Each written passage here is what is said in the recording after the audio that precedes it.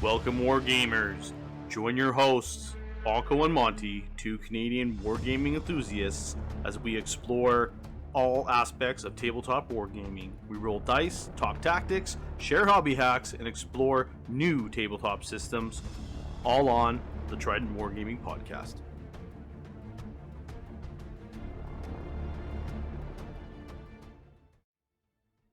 Hey everyone, welcome back to another bolt action episode, Trident Wargaming. I'm your host Andy, and with me is my battle buddy, Mr. Jason. Well, howdy. How you doing? Pretty good, you sir. Not too bad, not too bad. Staying warm as it has gotten a little bit colder in our region. Yeah, Yeah, I know. But enough about the cold. Yeah. I need warm. Yeah, no kidding. No kidding. I missed the summer already. Even the fall was okay, right? Yeah. Anyways, today's episode is all about observers in the game of bolt action. Decided to kind of look at those as they kind of came up on some armies that I've been looking at building, and a couple of other articles and whatnot that kind of just have passed through and caught my attention. So figured we would give that a go today and try to kind of stick with some of like the tactical talk and everything with them and all that kind of stuff that we usually do. But before we jump into the meat and potatoes, how's the hobby front looking? Crowded. We have the Gentleman's War coming up this Saturday, and I am frantically painting. In fact, I'm actually working on bases right now as I speak for that event. So I'm doing the Maori Battalion, New Zealand. That's right. Very nice. So should be fun, but maybe choosing a list where I have 40 infantry plus support was a poor choice. Welcome to my world. Yeah, yeah. Oh man, I'm really cramped for time. I'm going to choose an army with lots of infantry. I'm also an idiot. Nah, it's funny you say that because I pretty much for this event, it's literally been like build an army from scratch. Okay, get it all built, get all the packs on, everything like that, right? So, kind of the same boat. We're both idiots. Yeah, but yeah, I'll tell a little bit about that afterwards. So you're working on that. Obviously, you're painting and whatnot. I know you've shown me some pics of painting up a storm. We're using contrast paints for that. You know what? I found a couple of the contrast paints by themselves I don't necessarily like, but I've been kind of, and people can crap on me because I'm not the best painter, but it works for me. I'm using it quasi like an ink, quasi like a, I don't know what the word, like a glaze, like a wash glaze. Yeah, yeah, to tint. And I don't like it how it looks on the Zenithal type deals, but okay. I'm loving how I'm tinting colors to achieve a bit of a deeper version of the color, right? And like an ink, it goes into the cracks and crevices, so I'm getting that. And then just a quick highlight over it, and I'm finding it's actually so not quite like speed painting as advertised, but I think I'm getting a better effect for my buck that I'm putting in, So okay. Instead of highlighting 3 or 4 shades, and instead of having the really glossy appearance of ink that you have to tone down quite a bit sometimes, I'm finding I'm kind of liking the effect of it. And the skin tone is amazing. Nice. The skin one is great. And of course I had a bit of trouble at first trying to match the Maori skin tone. And I think I'm getting a little Closer to it. Closer to it. Yeah, using the Crusader skin speed paint or whatever the heck the army painter one is. I think what's the one that just came out with a new line? I think it is speed paint. Yeah, Yeah, army painter. Yeah, so using that over a couple different kind of tan-ish colors. Okay. To get what I want. And for whiteys, it straight up works just over white pretty well. You get a really good effect. Nice. So yeah, I've been experimenting with different product too, eh? Yeah. That's good. Yeah. Those are like myself, they're good like tools to be using for your painting and whatnot, make things a bit easier. I know I've been painting some 30K with the reds, and I was using like 4 different reds, mixing 50-50 colors, this and that, blah, blah, blah, blah. And then Bill had talked to me about the contrast and putting them through the airbrush. Oh, okay. And do the zenithal. I use, I start black, and then what I do is in the shadows of the model, I'll spray like a Dark Angels green. Oh, okay. Right, and then I'll hit the top of the model with the zenithal with the white, and then I go and I take the contrast red, which is Bale red, it's like a Blood Angels red, pretty much, and I spray it, and it's so like rich, it and fills everything in, and then the green turns to your dark shadows, right? Nice, right, and then. That's all it is. It's just you do a few coats of that on the miniature, and boom, done. And it's just like, sweet. So you're telling me instead of mixing, 3 paints, using them normally, then 50-50 mixes, using them normally, like doing that sequence like 6 times, it's like, that just saved me a lot of time. You know what I mean? And, yeah, totally. Yeah, it works really good. So I can see stuff like, I'll have to try stuff like that with bolt action. The only thing I find that might be an issue is the colors, right? Trying to find closer colors. They don't have any like uniform colors, but that's where I'm using it kind of to tint and shade, and I find a lot of the inks add that glossiness that I don't really like on maybe great on a Space Marine or something, but doesn't really look like a uniform jacket. Yeah, you can always use the flat coating protector. Oh yeah, that would work too. Yeah, as long as you don't frost it. Yeah, exactly. So, well, that's pretty cool. You got that going. You got anything else kind of sitting in the background, or just that at the moment? Pretty much just that for the last 2 weeks. I've been very cool going hard on that since the tank battle.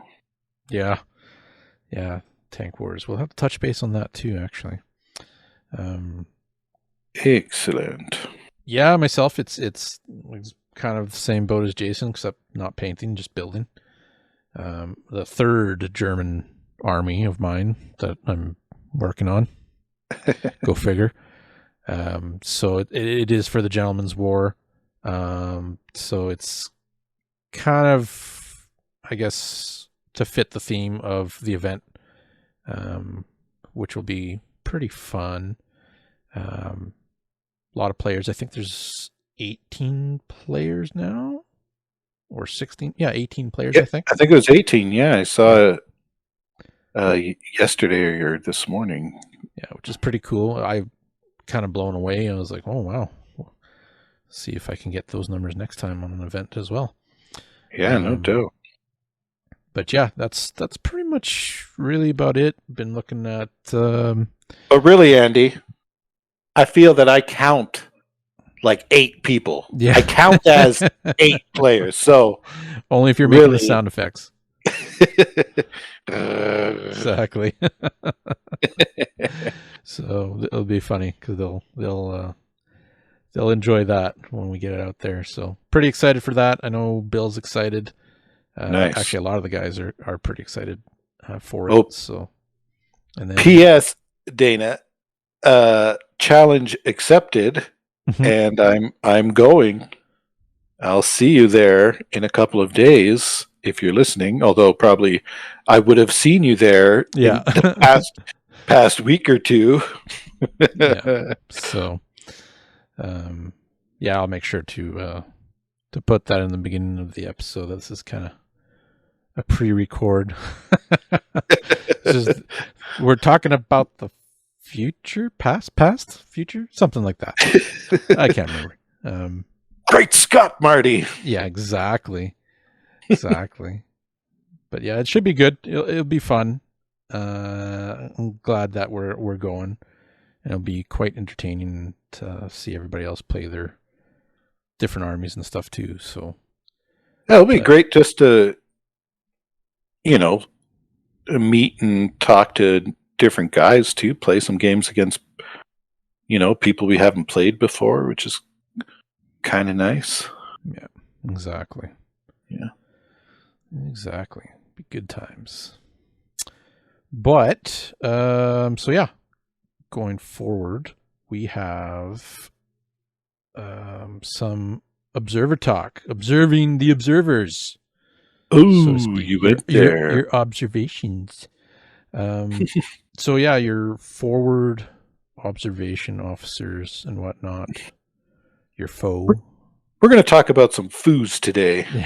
Yeah, there you go. I pity the foo. Pity the foo. There you go. Now your podcast owes Mr. T a nickel. I'll probably get dinged for that on the upload. You get dinged. Yeah. That's it. I've tanked you, Andy. Yeah, exactly. So, you have your two observers, your artillery observer and your air observer. And of course, actually, there's also, third one? The naval. Yeah. Which is brutal. It is brutal, and I definitely, kind of recommend using that in part of maybe scenarios where both players know that they can take it or use it, kind of thing. So it all depends on the scenarios too, right? Because that's what it is from theater books. But regardless, I mean, you're gonna have fun with it. So, but yeah, the observers, they're a mixed bag. A lot of guys that I've been seeing and reading online, some guys absolutely love them, and then other guys think that they really are a little too strong in game. Here's my argument against that, Andy, because I hear this all the time, coming from mostly German players. You want to know what grinds my gears? Tiger fear every 12 seconds, but holy God, you get one shot with one guy, yeah, and the game's broken. And I'll tell you what, if this unit was so good, how come I've never seen them take one? True. It's only 100 points. I mean, British get it for free, but lots of armies get a free unit. It's not that big of a deal. If it's an all-powerful, game-breaking unit, how come I don't see them all over the place? But I never do. I'm basically the only guy, or one of the only guys that pays for these stupid things. But I have to hear the guff. Every time it hits, they're the greatest unit on the planet, and gosh darn it, is it unfair? I don't know if it fits in the rules. But they forget about the 5 other games where they basically did okay. Okay, gears have been ground.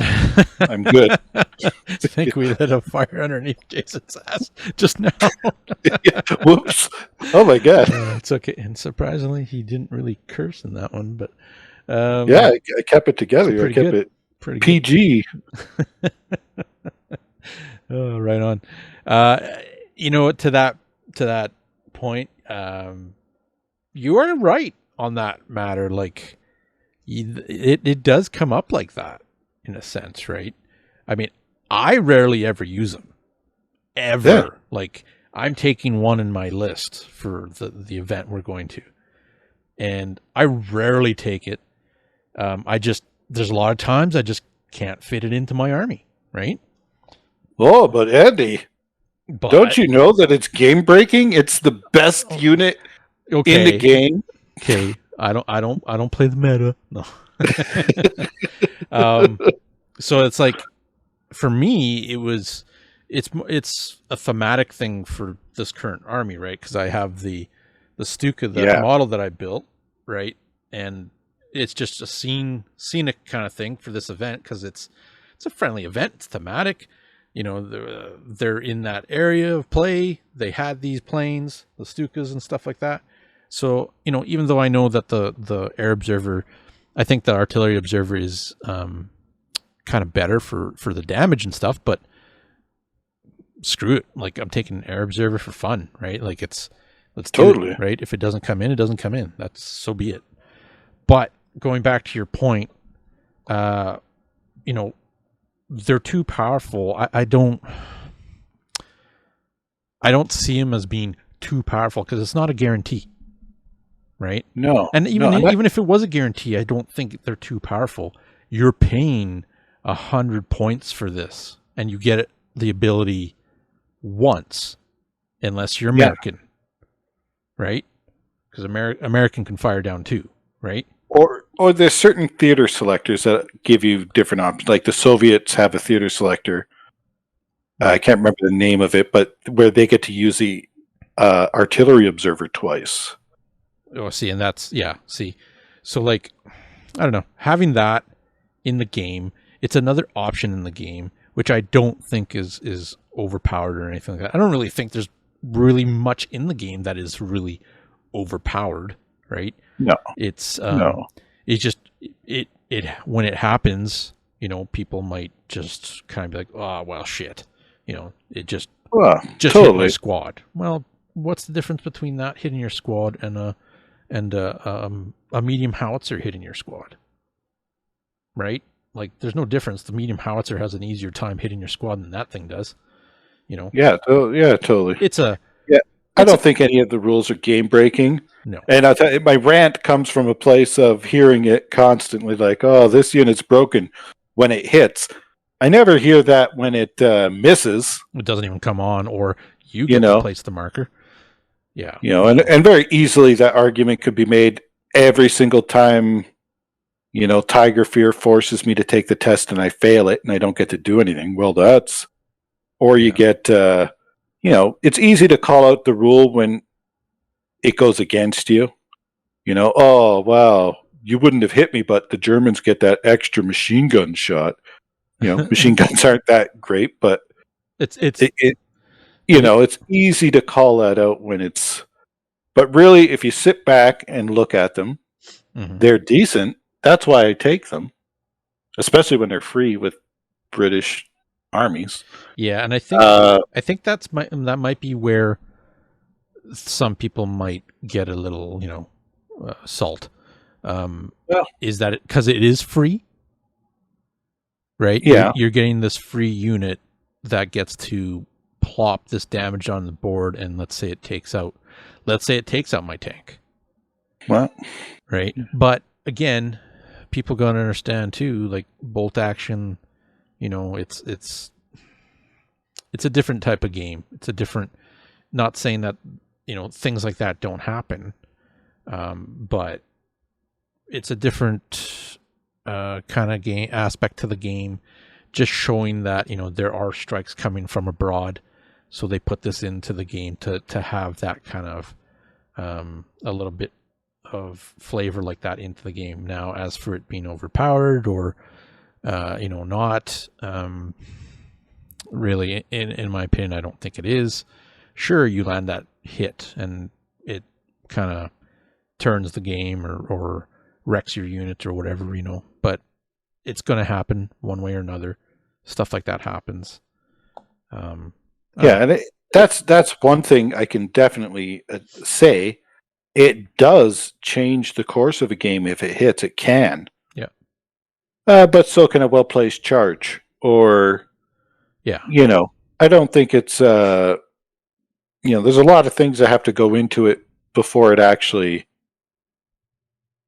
comes off that way. And then again, it's, one game out of every 6, it's amazing and devastating. And the rest of the games, it causes a couple of pins. Yeah. Yeah, and that's one way of looking at it, right? Like it's just kind of some stuff that I came across that I've read, totally. Stuff like that. So good to get that out and just kind of I feel better. the view of it, right? But ultimately, talking about these observers and the differences between them, even like when you are placing these observers and stuff at the beginning of the game, you could advance deploy them and whatnot. So one thing that I do notice with observers, and it's definitely something to keep in the back of your head, is to be able to set them up beginning of the game, deployment, activation, all that stuff, where you will be able to use their ability to call in a strike first turn. Like pick a target, get it down, get it in the game early. Right? Yeah, anytime I've ever, I'm waiting for the spot, I'm waiting for the time, it goes awry. So it happened to me in my last game.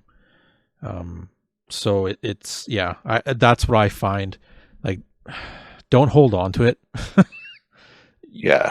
Start using it, right? Because eventually, you're going to notice that. And here's kind of the tactic with it too: is you target a unit or you target that spot, whichever case it may be, and now it's forcing your opponent to say, "Okay, that's a danger zone. Am I going to split my forces apart? Am I going to start?" Right? You know what I mean?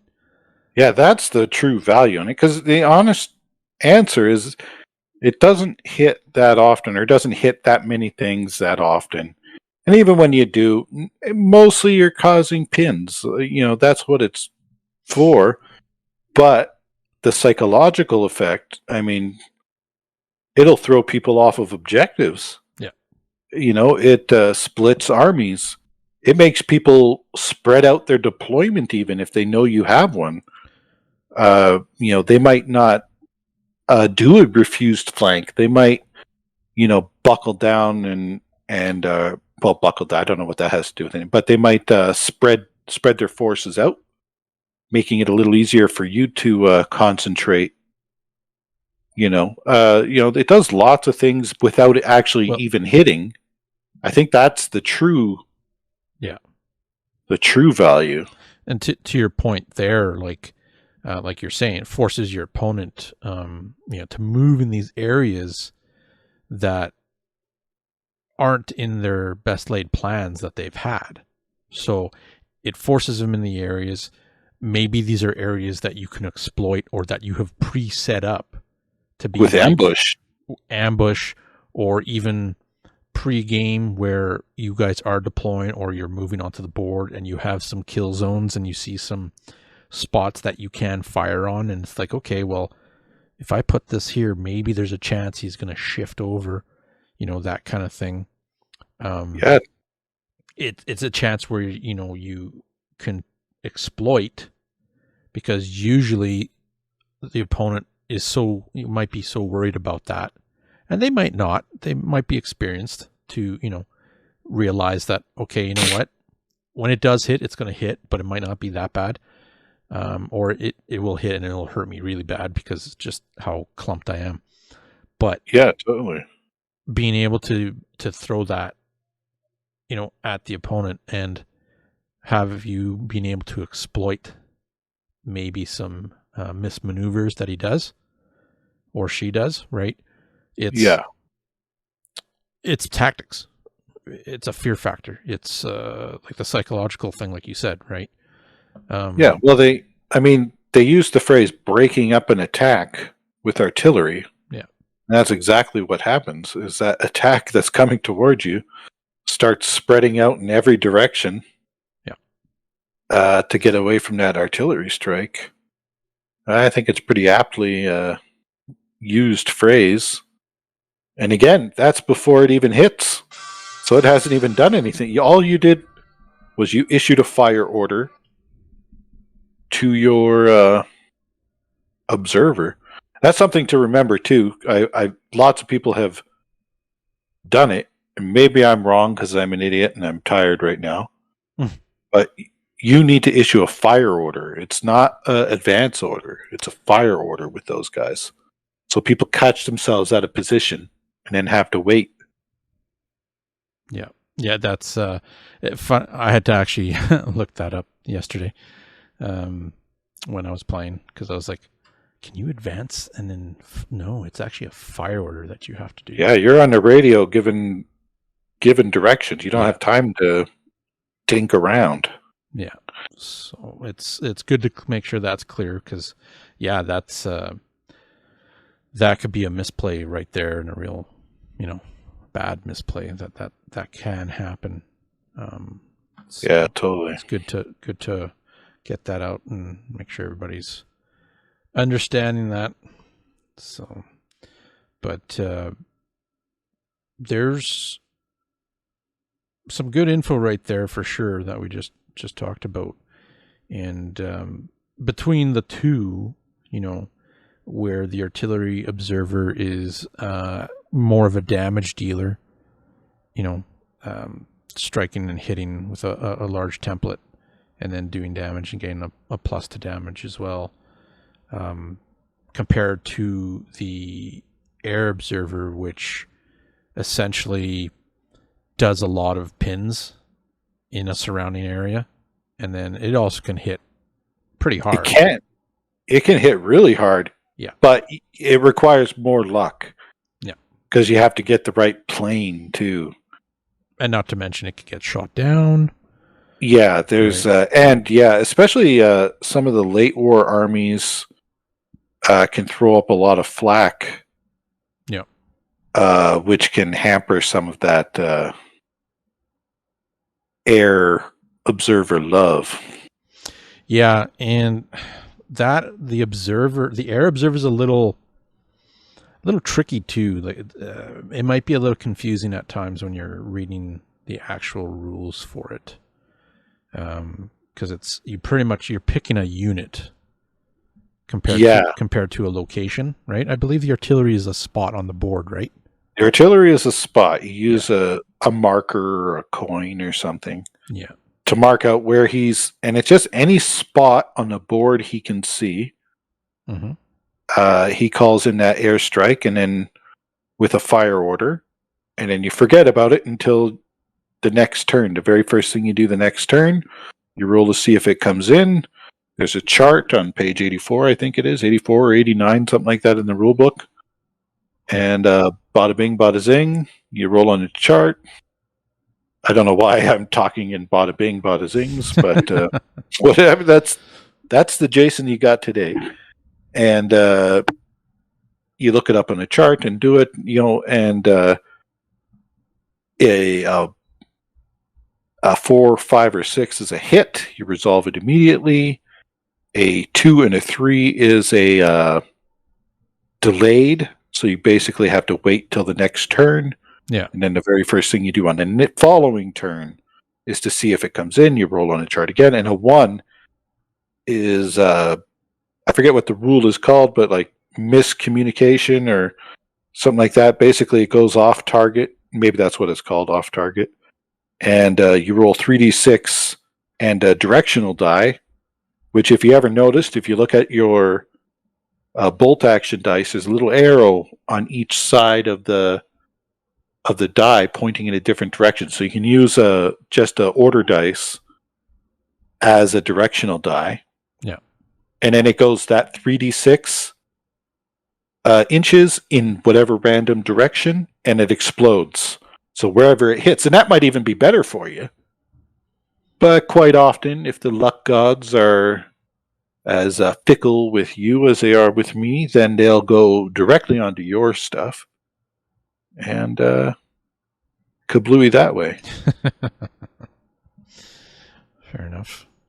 Yeah, and the area is 1d6 plus 6 inches, and any unit caught under that area, whatever you rolled, for instance, if you rolled a 5 plus 6, you get 11-inch kind of circle, and every unit in that circle, you have to roll to see what happens. Yeah. And then it's a really simple, a 1 to a 5 takes D3 pins, and a 6 is a hit. And the hits are devastating because they're with a 4-inch template. But mostly, obviously, you're going to get the 1 to 5 result, getting a couple of pins. Yeah.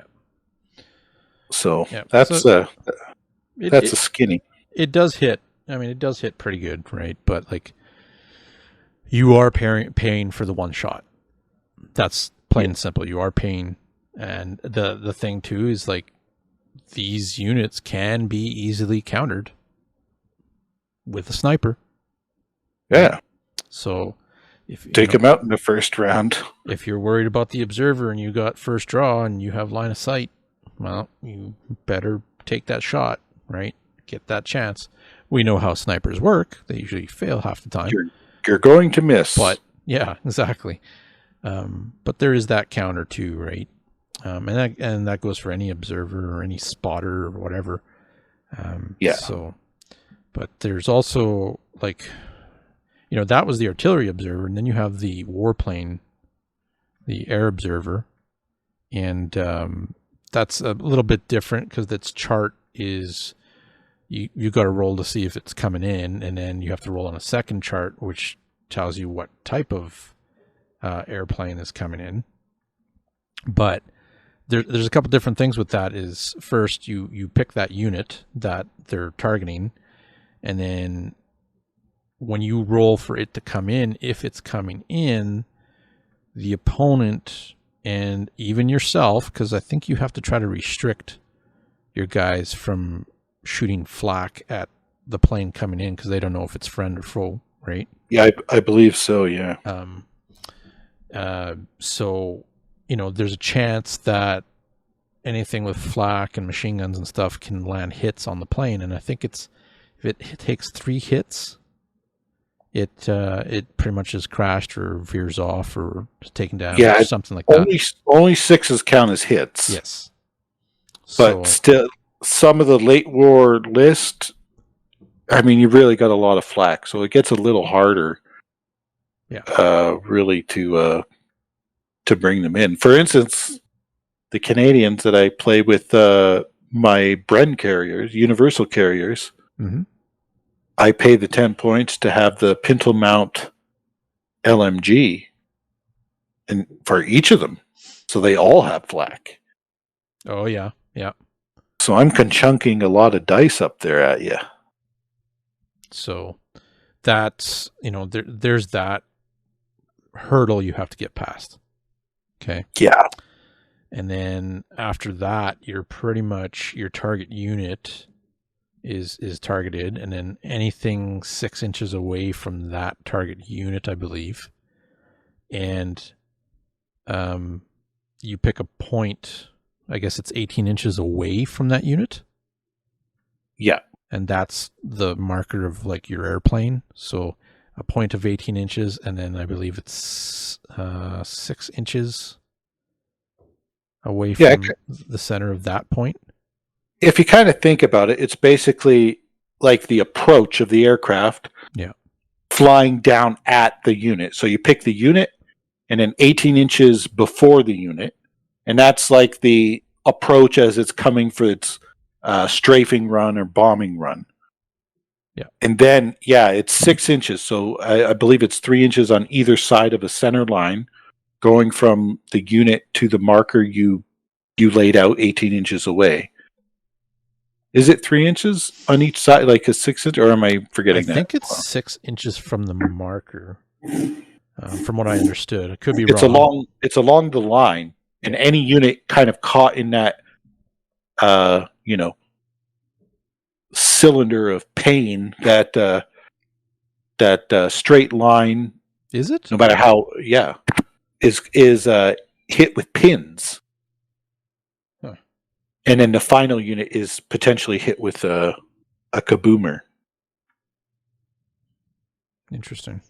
Again, my crack habit might have ruined my memory here. I don't know.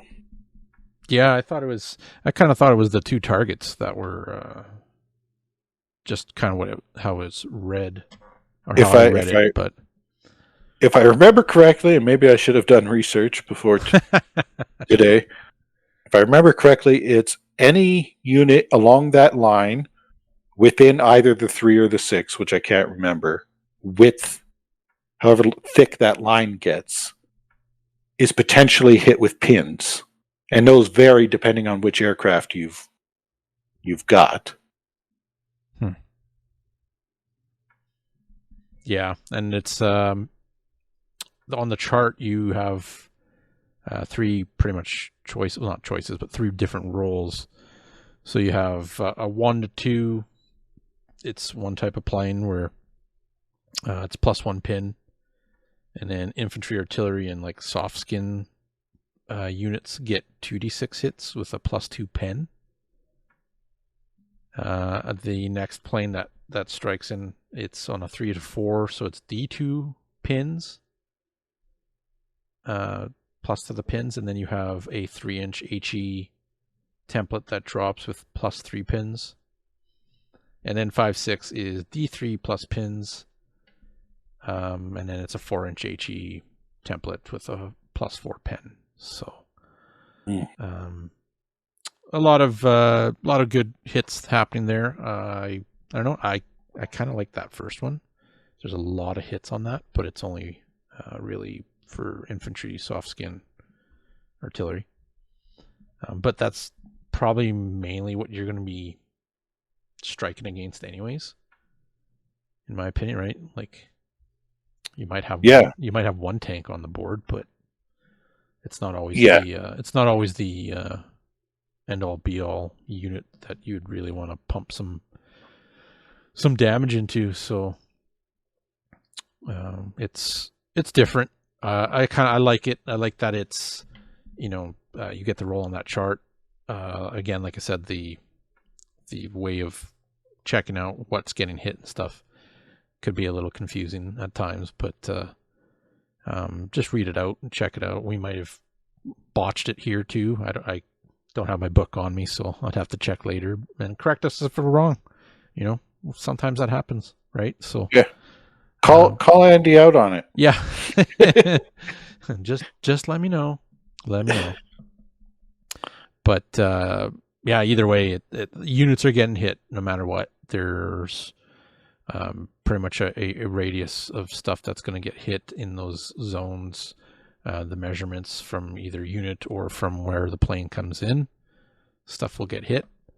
So, and it's cool if you have, a funky little model that you can use to represent it coming in and take some nice pictures and stuff. So that's pretty good there. And that's, again, another option for you to lay down a whole bunch of pins with this as well, right? It's multiple different types of pins, and then of course like the 1 and 2, the 2d6 hits at +2 pen, that's pretty big. So if a lot of units are getting smacked with that, it definitely can put some hurt on units. Americans get to call in 2 of these. Now, don't get me wrong, I have seen them backfire. Yeah. And I've seen my opponent get attacked by 2 of these and pretty much, pushed him back into his own zone because he got hit so hard that he couldn't keep advancing. So, and it does happen. But that's the beauty of it. There's a miscalculation or whatever, that there's a chance of it hurting your own units. So, and you've seen that in different games too, stuff like this, very similar, where that can happen. So yeah, You Yeah, know? totally. I love the variability. You know, it doesn't always work out the way you planned. Yeah. I like that, even when it goes against me. Maybe I like it less when it goes against me, but but Fair enough. I like having that. And honestly, some of the funnest moments I had playing this game ever, or when crap like that goes terribly against me. So that's something people should leave in the comments. Yeah. What's that? What's your horror story of some attack or something you're doing in the game gone completely awry? Yeah. Did you have a crazy foobar moment? Oh my God, Fubar! Jeez. Did your artillery come in and really do some major damage on a high value target, that kind of thing? Just there's so many different little stories and stuff that little war stories you can tell. Did you throughout go the games, open right? top and have a mortar hit you and I knew that was take coming. out your tank? I knew that was coming. I apologize, Jordan, but I knew that was coming. So, oh gosh, that story came up the other day again. But yeah, nice. it's probably won't be one of the ones that you forget ever. So, but it's nice because like I've been playing Germans for last fair bit here, and again, like the multiple armies of Germans. So the next round I will be putting the Axis powers down and trying to build another ally force. So there might be some airborne or actually just regular force, really. Maybe British, American, one of the two. Something You're like going to hit some Brits, hey? Yeah, like actual Brits. Fun. Not Canadians. Not Canadians. We'll save Not that for a those later time. Freaking Canucks. Oh, everybody loves them. Everybody has them. I did want to do a British force, so be pretty neat to get that. And the fact that I'm also looking towards future events and future plans, because our friend Tony, which we've mentioned here a few times, he's the OG, one of the OGs, Tony and Curtis, that is, from the 28mm Wargaming Club. He had a good conversation with me the other day, actually, about wanting to run an event as well himself. So we kind of talked, and we had same kind of idea of what we are looking at and what we want to do, and just a planning of, like, what kind of event did you want? So, and it always goes back to doing D-Day, right? Sweet. So hence having armies ready for both sides for myself would be like the ultimate, plan to do. Plus making terrain, plus this, plus that, of course, plus all the other systems I'm in. So, I have to make time for everything. But being able to have some Brits, being able to have maybe some American airborne, for the pre-game to D-Day, attacking the artillery and stuff like that, right? Ooh, Elias will be so stoked. Well, there you go, right? He'd be able to be involved in this, right? Which would be awesome. Actually, that's a great idea. I would love to have him in the pre-D-Day battle weeks, us actually playing the D-Day event. So that he would love that. So that his game would affect the actual landing. He would love that so much. He's working so hard on his airborne guys. He has I think 14 or so done. That's pretty sweet. Yeah, that's pretty sweet. And I'm gonna write that down because he's been reading books. He's read 3 books. He's 10, so they're geared for younger kids. But 3 books over the last couple months about World War II. He is gung ho, I will say. But see, and that's the nice thing. That's the beauty of it, is that just us talking about that right now, like, being able to keep that in the back of my head and say, you know what, he's going to be involved in this and he's going to have a lot of fun with it. So he'll love that. And I'll tell you what, Bill. Now I'm going on a tangent. Okay, so I know you had a plan, and I'm ruining it. But Bill made that post about his kids getting in on the thing, and oh my god, yeah, that gets you in the feels, hey.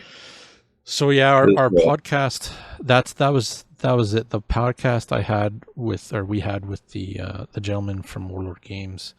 I had brought some of that up, where you don't see very many kids in the stores playing the games anymore, right? Unless they're with their parents. And I brought up yourself and your son as an example, right? Yeah. And again, it's the feel goods of seeing the kids. And I mentioned Elias is like, just, he's totally into the game. He knows what he's doing. He can tell what units are what, and it's a great feeling, right? So like, oh yeah, and he is, by the way, a killer at Blood Red Skies. Just a stone cold. There you go.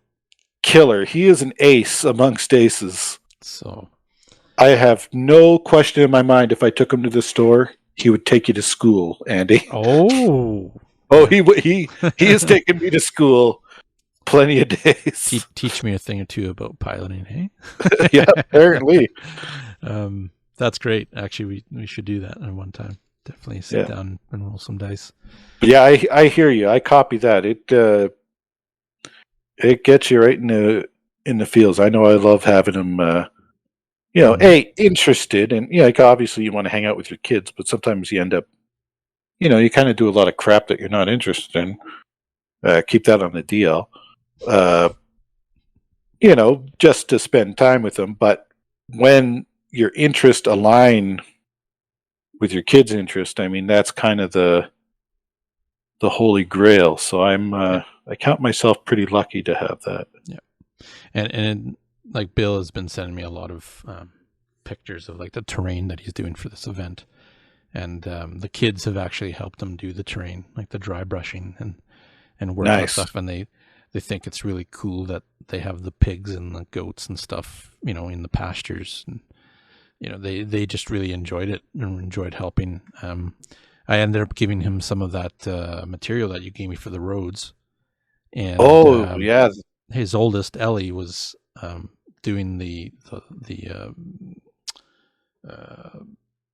spackling of the silicone stuff that I used for the coating on the, and then sprinkling. Those roads look so good, man. Mm-hmm. Yeah, that stuff is magic. It is. The best $86 I've ever spent in my life for that 100-foot roll. I still have like 40 feet, and I baked so much crap. And what was it again? It was it's like a matting? underfloor matting or something like that. Yeah. I don't even know what it was. I just walking around the hardware store looking for other stuff, and I saw this roll, and I don't know. Sometimes I'm tactile when I'm walking. I just touched it, and I'm like, oh, this would be good. Hopefully, a good material for the base of a flexible base for roads and stuff like that. And it works good, doesn't it? Yeah, it does. Yeah, and it's easy to work with. You can cut it with a knife. It's still sturdy enough that it holds up. It's not very thick. Yeah. Go to your local store and buy random product I can't remember the name of. Yeah, it's a good, flexible, durable material, and stuff sticks to it, so that's good too, right? And it doesn't curl either, so. No, I had that thing folded and like thrown in one of my terrain totes, like material totes, and I pulled it out and I unfolded it, and it was like, bling. I'm like, nice. Now I can cut strips, right? It's so good. Yeah, it stands up better than I bought some roads a long time ago, and it stands up better than those do. Yeah. So I know a little off topic of the observers and stuff, but I think we're pretty much done with the observers. Love them or hate them. What observations do you have? Yeah. And then there's we also almost forgot the naval.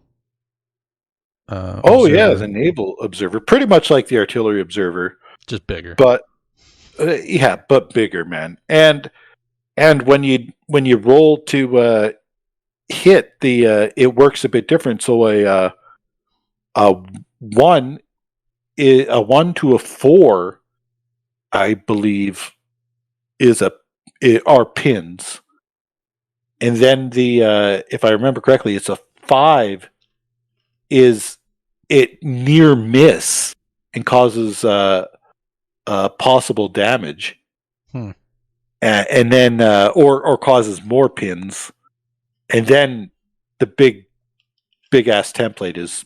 I mean, it's not getting bigger than the 4-inch template. It's still that's still what it is. But do you know which book that's in? Do you remember? The D-Day one. It is, eh? Yeah, yeah, and you can even flip over. So a near miss on a vehicle can potentially flip the vehicle over, rendering it useless. Interesting. I'll have to look up at that and give it a good solid read, because you never know in an event that could take place. Worth checking out for sure for people, but he is beefier points wise. He's 150 points instead of 100. Yeah, as for having that in a tournament, I don't think you'll see them. I don't think they'd really be allowed, unless the TO says pretty much gives you the okay to do it. Yeah, you'll be restricted by list. Yeah, usually what you're allowed to, what you have, right? So, but again, whatever scenario you're playing, or if you're having fun with just doing some kind of theater selector, go hard, use it all. It's actually a lot of fun. It's actually a lot of fun playing those scenarios and whatnot, and then trying out those. I love the scenarios. Yeah. I'm excited. They sent Dana sent the package out a couple days ago. The missions, going through the missions, because we're talking about scenarios, and that I always forget that they released that scenario package probably like 5 years ago or something now. Mm-hmm. And there's some great, like, easy to incorporate. Like, there's no like force requirements or anything. There's some great scenarios in that little booklet. What do you remember what it's called offhand? Tournament package or scenario package for bolt action? Like, worth looking it up if there's anybody out there that but phone's my camera right now, so yeah, anybody that wants to try some interesting but still fairly basic as they are in the rule book, but to mix it up, there's I can't remember, 6 or 8 scenarios, something like that. We'll link it. We'll link it on the cast here as well. I'll make sure I put a link for it for everybody to take a look. It's like a scenario pack for some tournament or something that they did, right? Yeah, and it's great. Just easy to incorporate. Yep, exactly. So that's great. It's a lot of options. So, but I hope you guys enjoyed this episode, and leave any comments. Any ideas, anything maybe you want to hear us talk about. Might be the last one for the year, actually, for bolt actions. So, oh my goodness, yeah, it's be a nice one to end on, a little bit of a tactic one again, and unit with my rant in there, unit ranting, So I gotta get some rants on. yeah. So we, I know next year we're still going to be doing bolt action, of course, and concentrating on some more episodes and tactics and all that. And then, of course, anything new that comes out for bolt action. I do believe I'm going to be trying to schedule one for K47, actually. Talking with one of the local gentlemen who is probably the most interested guy here for it. Plays a lot of it. He knows the stuff. So see how that goes with next year as well, because I do know that Bolt Action or Warlord Games has the properties for the full game now. So I'm sure they'll be working on that and bringing it up to par, and who knows, there might be more miniatures and might interest people. I do know that the Calgary crew, that actually is what got them into regular bolt action, was K47. Nice. So they have a following down there too. So we'll check that out and see if there's any interest for that. But so much more, right? Next year, probably concentrate a little bit more on some Blood Red Skies, some Victory at Seas, that kind of thing. Do some more coverage on events, because I do plan to try to do a little bit more on the event side as well, be it tournaments or be it actual events, or even just little round robins where people come down for the day and just have a good time, have some drinks, burgers, and have a good time, right? That kind of thing. And then of Gosh course, darn it, Andy, you got me excited. And then, well, there you go. It's good. I'm sold. Gotta keep the hype going. I know the burger sold you, right?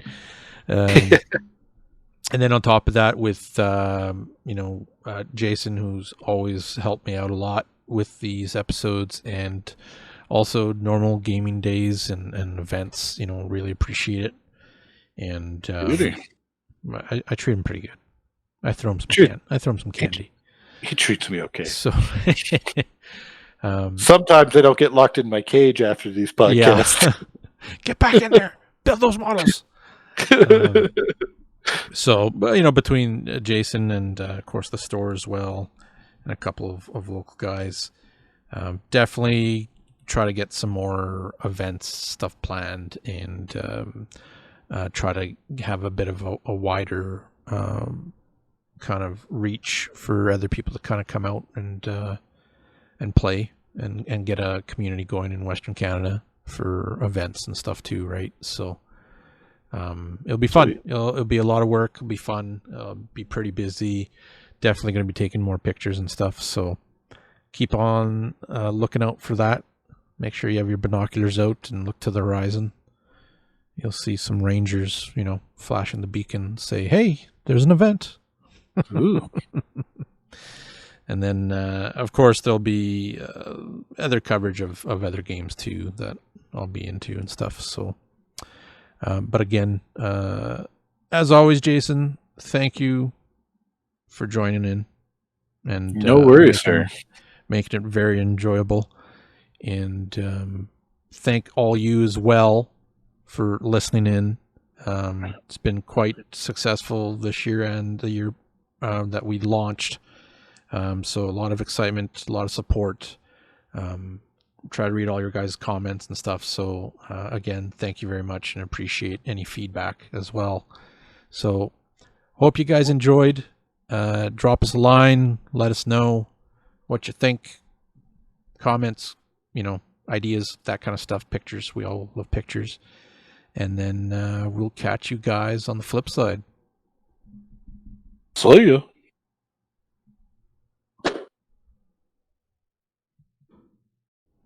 Trident Wargaming. Build it, paint it, play it.